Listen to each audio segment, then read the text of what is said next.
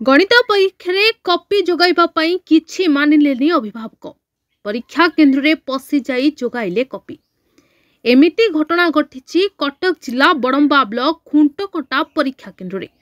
बड़ंबा खुंटकटा नोडाल high school रे गणित परीक्षा रे छात्र छात्री को कॉपी जोगाइबाकू स्कूल भितरे पसी गले अभिभावक।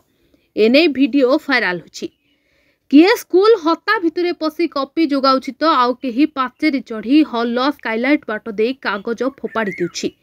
सेंटर रे नियोजित शिक्षक शिक्षयित्री एभली स्थिति रे हाथ टेकी दैथिले। शिक्षक आ शिक्षयित्री मैट्रिक परीक्षा बेले सेंटर रे पसी गले लोके किभली देखि पारला नाही। एआई कैमरा एठी प्रश्न उठुछि कि एठी प्रति शिक्षा विभाग रो दृष्टि देउछंती तो शिक्षा विभाग रो चरित्र एबे पदारे पड़ जायछि।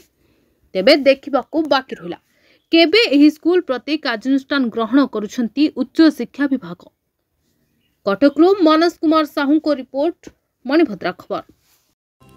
आपण मानकर स्नेह श्रद्धा एवं भल पाइबा को पाथ्य करी मणिभद्रा खबर यूट्यूब फेसबुक एवं पोर्टाल ले तार सफलता बजाय रखिछि।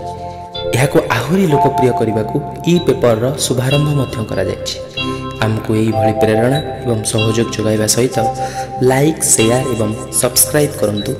मणिभद्रा खबर संपर्क जनतार।